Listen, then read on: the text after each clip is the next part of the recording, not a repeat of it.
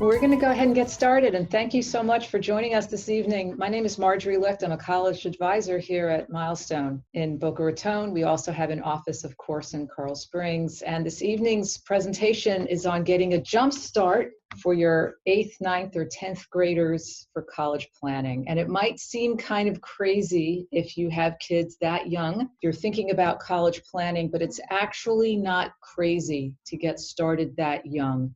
Especially if you have older kids, you realize that the younger you start with college planning, the smoother and the easier it actually is once they're in 11th grade, once you're actually doing that college applications, the college planning.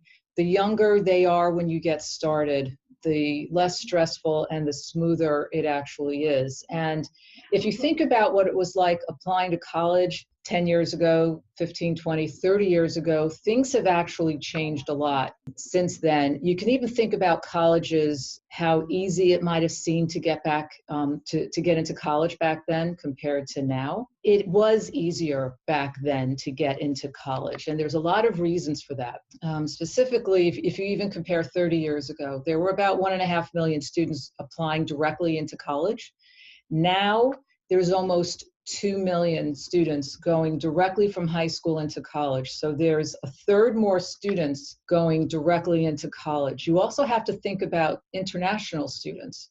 There were, about 30 years ago, 2% of the students from college were international students. Now it's 2.5 times that. And you have to realize that the number of spots in college hasn't changed appreciably over that period of time.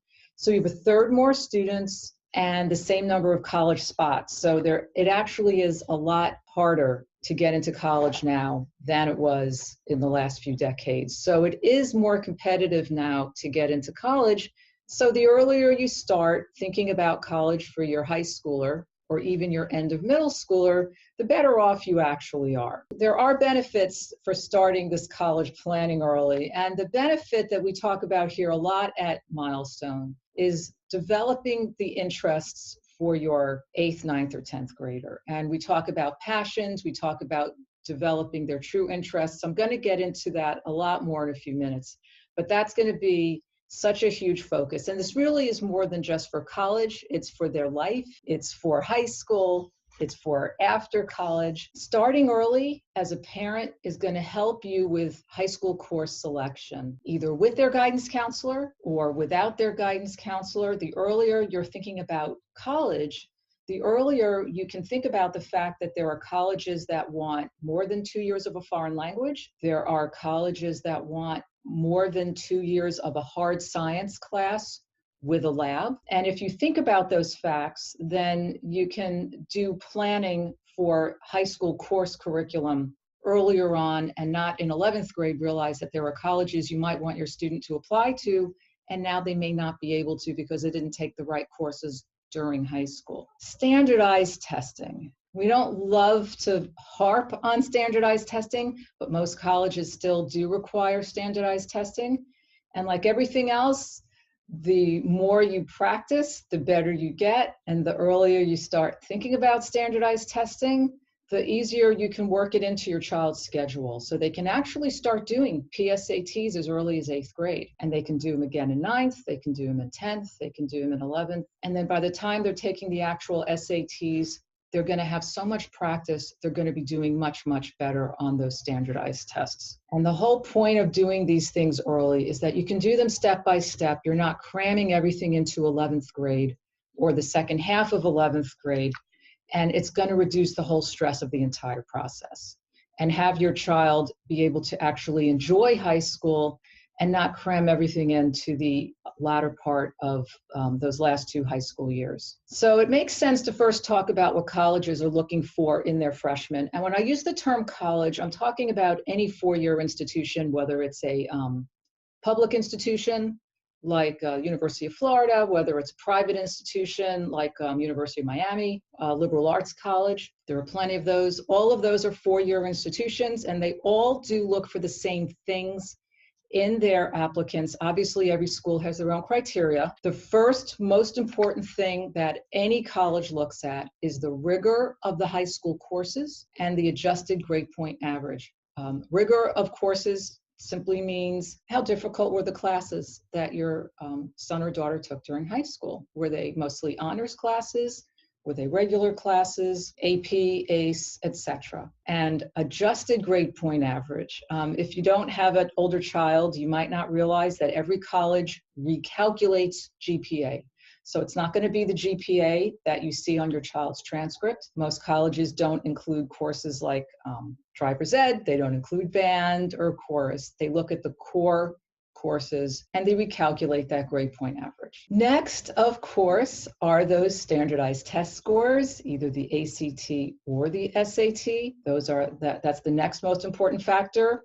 Most schools super score the SAT. That means that they'll take the best of both portions. Most schools do not super score the ACT, which means that your son or daughter will just do the best they can on each round of taking the ACT. But it doesn't matter which test they take. Most colleges, or rather all colleges, take either test.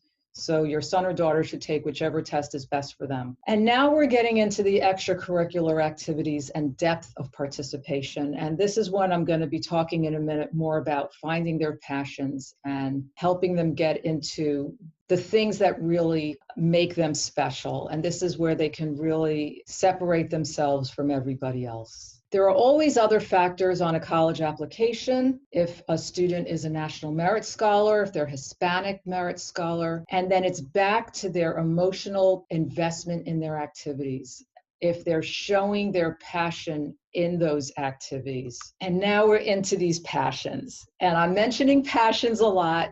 And when you see any of the college advisors here at Milestone, we are going to be talking a lot about your child and their passions and their fit for the right colleges, but we can't tell you enough about how important it is for your son or daughter to figure out what it is that makes them tick. When you're in 8th grade, 9th grade, 10th grade, you can try this. The easiest way at school is you start with extracurricular activities. You try some, you don't love some, that's okay. You try some others. If you're in an academy, sometimes those are the easiest activities to go into. If you're in a medical academy, you go try activities with HOSA. If you're in a culinary activity, you can work with food banks. You can work with homeless shelters sometimes. If you are a member of a church or if you're a member of a synagogue, you can go outside of school and work through those type of activities. If you can find an adult to mentor you, you can use that adult sometimes through the debate club, sometimes through other clubs like that. What's important is that these are activities important to your son or daughter, not important to you as the parent. It's key that your child is finding things, your teenager is finding things that they want to do. They are the ones participating in these activities that are important to them. If they're into athletics, that, of course, is where they're going to find their time and their passion. If they're band kids, it's going to be band. And then maybe after band, they help the middle schoolers learn how to play their instruments to show their depth of participation. And I know I'm going on and on and on about finding these passions because they're not supposed to fill in. If you remember nothing else about what I've said, please read this last bullet point, because the point of these passions on a college application is not to fill in space. The point of these passions is to help your child figure out who they are. So when they're applying to college, they're going to be explaining to the college who they are by how they spend their time. When you apply to college, you're showing the college how bright you are by your grades. And your teacher recommendations are showing the college what adults think of you. But your extracurricular activities differentiate who you are because it shows how you spend your time and how you choose to spend your time. So help your child find their passions. You might have to give them a push. Some kids don't like doing it on their own. Some kids do like doing it on their own and they spread themselves too thin, and you don't want that either. But you want them to find the things that move them, and those are the things you really want to help focus them on, and they can delve deeply into them. And I think I've spent enough time on passions. The next thing that you can do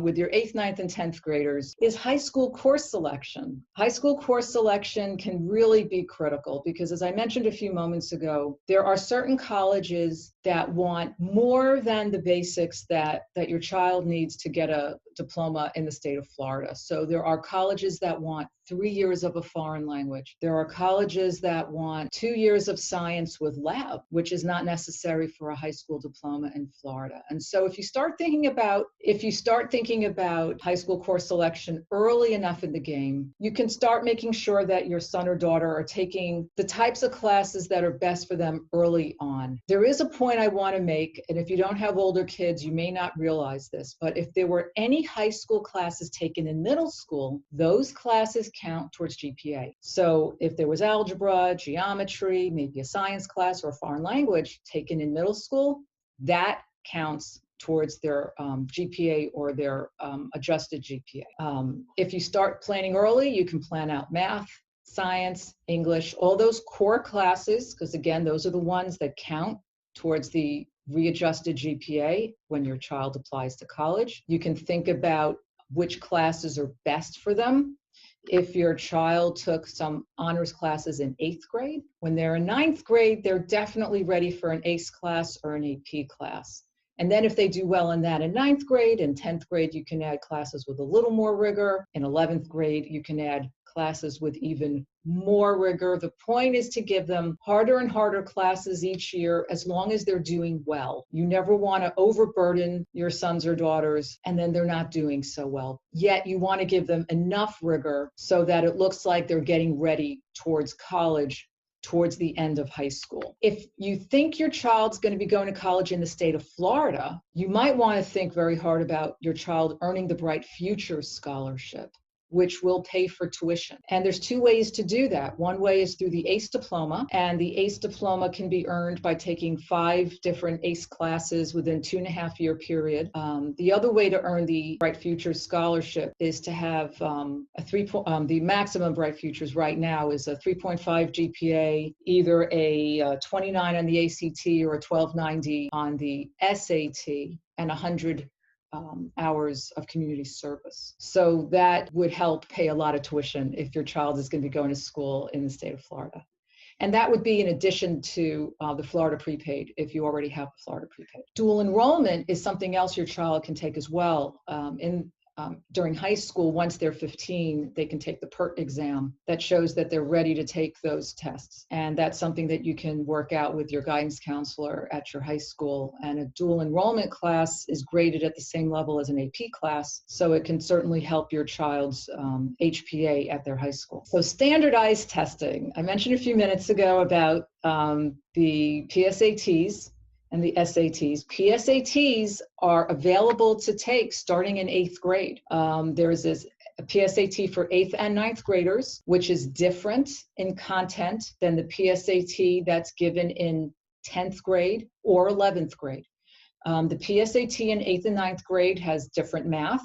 It doesn't assume that your child has taken trigonometry yet, but it's a great practice test. It never goes to colleges, but it does go to you and your son or daughter. And it is good practice in terms of sitting for the test, going through that reading portion, and it does show where your son or daughter might need more practice, either in the math that they've learned so far or in terms of reading readiness. There, of course, is the PSAT in 10th grade, which is given in Palm Beach County and Broward counties every year to everybody, which is another good practice exam. And then there is the PSAT that you have to sign up for, given in 11th grade. And that test is the one that qualifies students for National Merit Scholarship. That one is very important to take. And again, you have to sign up for that separately. But all of the PSATs are wonderful practice for the SAT exam. Unfortunately, they're not practice for the ACT exam, and there are some students who do much better on the ACT than the SAT. And the only way of knowing that is by doing a practice ACT,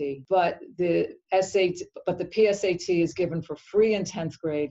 The one in 11th grade, you do have to pay a nominal fee for. As a summary, for the 8th through 10th grade, first thing, help your child find their true interests. That is the biggest favor you can do for them. You can do it for them to help them not only for college, but for high school and really for life. And please remember that more is not better. You don't want them having 10 extracurricular activities where all they're doing is attending a meeting. You want them to find those activities where they can really delve into them and really get meaning out of them. Help them plan their classes for high school. Make a 4-year plan if you have an 8th grader, or a 3-year plan if you have a 9th grader, or a 2-year plan if you have a 10th grader. Think about AP classes versus ACE classes versus dual enrollment. There's strategy to think about if you think your child is going to an out-of-state college versus an in-state college. Out-of-state colleges tend not to take as many ACE classes as the in-state colleges, but all three of those absolutely help their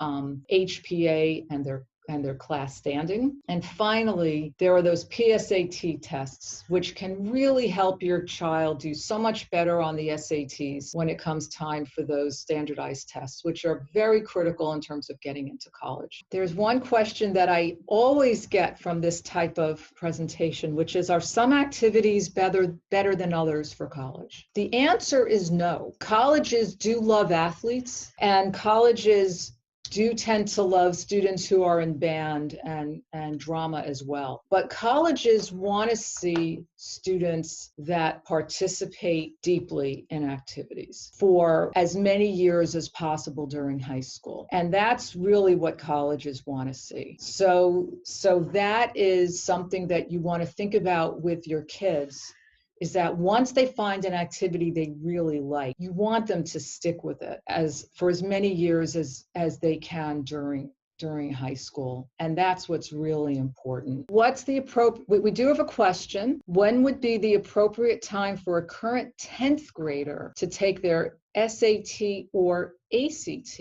And that's a really great question. And the answer to that question has a lot to do with the math that the student is in. The SAT and the ACT both cover trigonometry. And if your student has taken trig, then your student is ready to start studying for and then taking the SAT or the ACT, either one of those tests.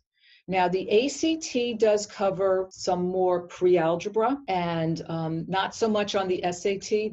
The ACT has some pre-algebra, and then it goes through algebra 2 trig. The SAT doesn't have as much pre-algebra, but it does also have the algebra. I hope I mentioned geometry because they do both have geometry as well. But once your student, your son or your daughter, has finished trigonometry, they're ready to start studying and taking those tests. What's key though is trig. They really have to get through trig in order to be ready for those tests. And then studying before they actually sit down for those tests is key. So it's whenever they're done with that math. It's the math that's key. The reading comprehension is the kind of thing that you can use study guides or go into tutoring and really understand how to do the reading comprehension, learn how to do the English grammar parts of those tests. Tutors or the study guides can help a student who's good at test taking learn to do that portion.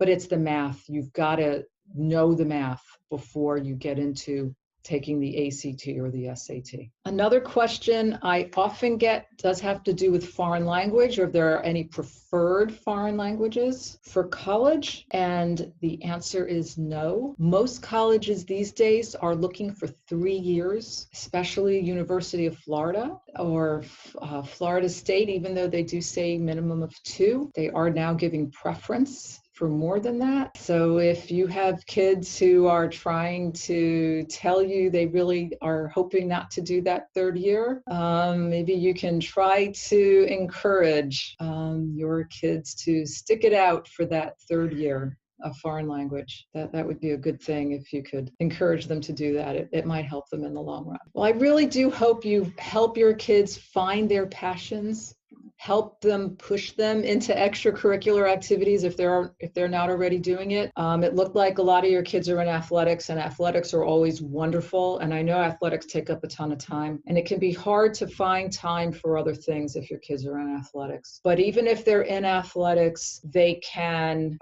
referee other sports or umpire other sports in the off season, or they can help those younger kids learn the sport that they're participating in to show their passion for the sport they're in. It's the depth of participation in whatever it is they love to do that really matters. If you have any other questions, you know you can email Milestone. We're here for you. Thank you so much for watching this evening, and this webinar will be on our website. If there were notes you didn't get a chance to take and you want to rewatch it, you'll be able to find us there. And thank you so much.